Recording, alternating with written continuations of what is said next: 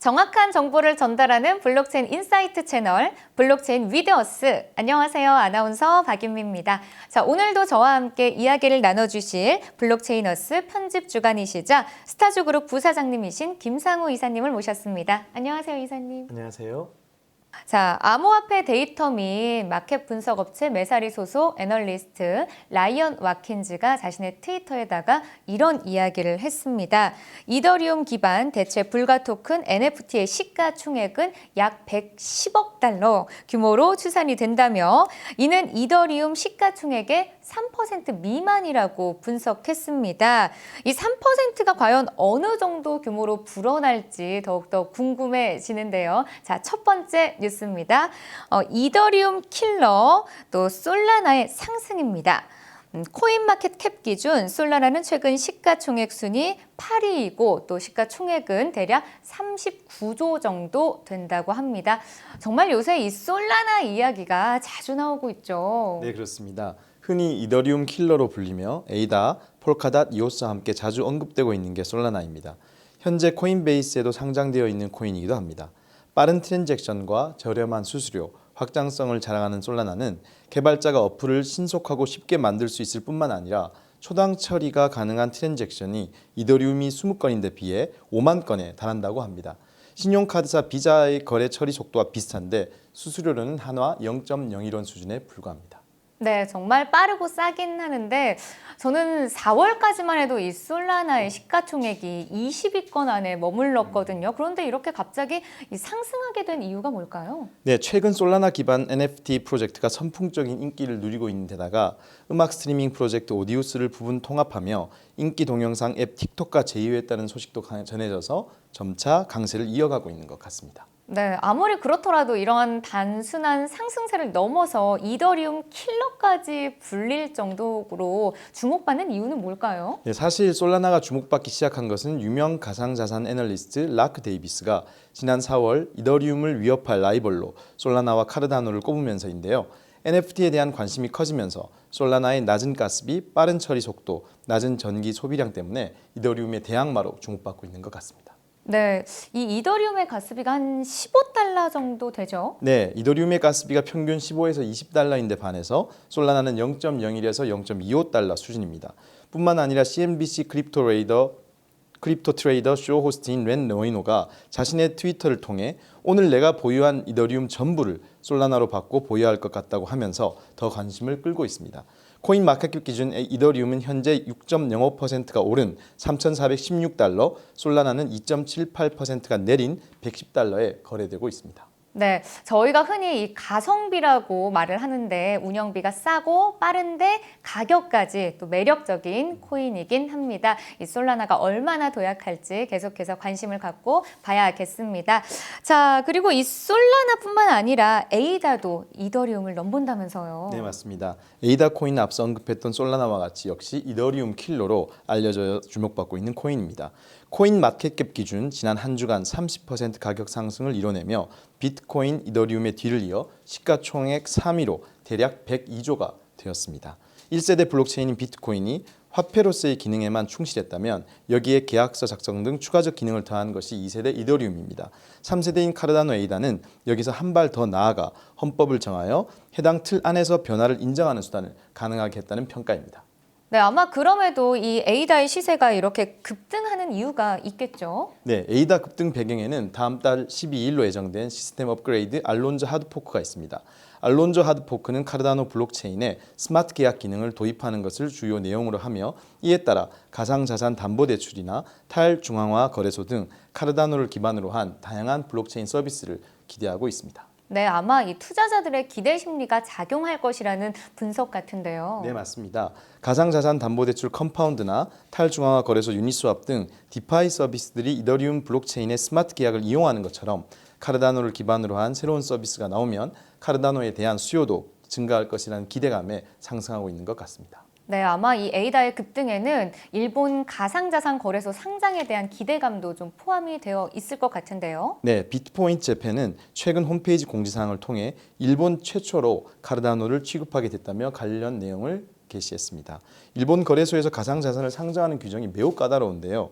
이번 비트코인 재팬의 카르다노 상장은 미국 내에서 코인베이스 상장과 같은 의미로 평가되고 있습니다.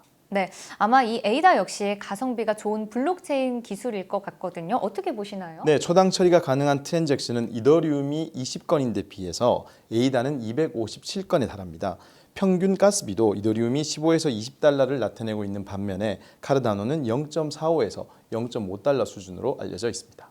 네, 자 이렇게 세대를 거듭할수록 블록체인 기술도 더욱더 발전할 수밖에 없는 것 같습니다. 자, 그러니 이 암호화폐에 대한 이 투자 열풍이 가라앉기가 좀 어려울 것 같은데요. 최근 이 10대 청소년의 투자에 대한 기사가 나와서 화제입니다. 업비트를 포함한 국내 대형 가상자산 거래소에 이 10대 청소년들의 원화 예치금만 한 40억 원을 넘을 것으로 예상이 된다라는 기사가 나왔습니다. 정말 엄청나죠? 엄청난 규모죠. 업비트 등 4대 거래소에 지난달 말 현재 10대 투자자 예치금이 모두 40억 192만 원으로 집계됐다고 합니다. 원화 예치금만 따진 것으로 코인 예치를 고려하면 전체 예치금은 이보다 더 많을 것으로 추정되고 있습니다. 네, 자 그렇다면은 이 국내 거래소 중 이 10대 투자자 예치금이 가장 많았던 거래소는 어딜까요?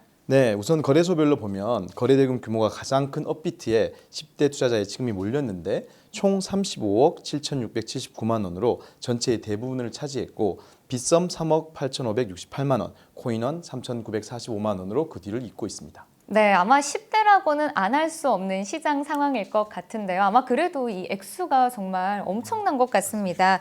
제가 9월 1일자 뉴스를 좀 가져왔는데요. 트위터에서도 비트코인을 후원하는 이 비전을 만든다고 합니다. 그만큼 비트코인이 젊은 층 또 10대, 20대 일상에 좀 많이 스며들었다라고 볼 수 있는데요. 이처럼 전 연령층에 걸쳐 있다라고 봐도 무관할 것 같습니다. 자, 해외에서는 암호화폐 투자자 성별에 관한 설문조사도 진행됐다면서요? 네, 그렇습니다. 네, 미국 경제 매체인 CNBC에 의하면 미국 암호화폐 투자자 중 남성 비율이 16%로 여성의 7%보다 2배가량 많은 것으로 조사됐습니다. 주식, ETF, 뮤추얼 펀드, 부동산 등 다른 투자 상품도 남성 투자자가 여성 투자자보다 더 많은 결과로 보아서는 암호화폐 투자자의 성별 간 격차는 기존 금융업계와 별반 다르지 않을 것으로 전망되고 있습니다. 네, 아마 이렇게 암호화폐에 대한 광풍이 불지만 해킹으로 인한 안전 불안에 대한 뉴스도 심상치 않게 볼 수 있는 것 같습니다. 자, 이런 와중에 중앙은행 디지털화폐 CBDC에 대한 부정적인 설문조사가 발표됐다면서요? 네, AMB 크립토에 따르면 최근 폴리티코에서 영국인을 대상으로 진행한 설문조사에서 대다수 영국인들이 디지털 파운드와 브릿코인을 지지하지 않는 것으로 밝혀졌습니다. 조사에 참여한 2,500명의 영국 성인 중 24%는 CBDC 도입이 진보적인 조치라고 응답했으나 73%는 해킹 및 사이버 공격이 우려된다고 밝힌 바 있습니다. 또 응답자 중 62%는 화폐와 블록체인이 모두 정부에 의해 통제되기 때문에 지금 자금 압류가 우려된다고 했고 70%는 이런 제도 산하의 재정 프라이버시 부족을 지적하기도 하였습니다. 네, 이런 해킹에 대한 걱정이 CBDC에 대한 불신으로까지 이어진 마당에 일본 거래소가 해킹을 당했다는 소식도 전해졌죠? 네, 불행한 소식이죠. 일본 최대 거래소인 리퀴드에서 해킹을 당했다고 하는데요. 해커는 본인이 보유한 비트코인 중 일부를 와사비 월렛을 통해 자금 세탁 진행 중에 있다고 밝힌 바 있습니다. 와사비 월렛으로 조금씩 이체하는 일명 쪼개기를 통해 해킹된 코인으로 옮기고 있고 이미 약 233억 원이 이체된 것으로 확인되었습니다. 와, 그럼 전체 피해액은 어느 정도일까요? 총 약 1,064억 원 정도의 해킹 피해가 있었다고 하는데요. 또한 리퀴드의 트윗에 따르면 해커들이 비트코인 100 이상, 1,000만 트론, 1,100만 리플, 6천만 달러에 가까운 이더리움 토큰을 훔쳤다고 밝혔습니다. 게다가 약 2,900억 원에 달하는 암호화폐가 유니스왑과 토네이도 캐시를 통해 자금 세탁이 이루어지고 있다는 소식도 들려오면서 암호화폐 거래소나 시장이 과연 안전한지에 대한 우려가 커지고 있는 것이 현실입니다. 네, 맞습니다. 지금의 이 불안이 블록체인 기술을 더 발전시키는 데 한몫을 해서 모두의 자산이 안전하게 지켜지기를 진심으로 바라겠습니다. 자, 오늘도 함께해 주신 김상우 이사님 고맙습니다. 감사합니다. 네, 암호화폐 데이터 제공 업체 알터너티브의 자체 추산 공포 탐욕 지수가 전날보다 떨어진 71을 기록했습니다. 이 탐욕 단계가 계속해서 유지된다라는 뜻인데요. 해당 지수는 0에 가까울수록 시장의 극단적 공포를 나타내며 100에 가까울수록 극단적인 낙관을 의미한다고 합니다. 자, 블록체인 위드어스 여기서 마치도록 하겠습니다. 시청해주신 여러분 고맙습니다.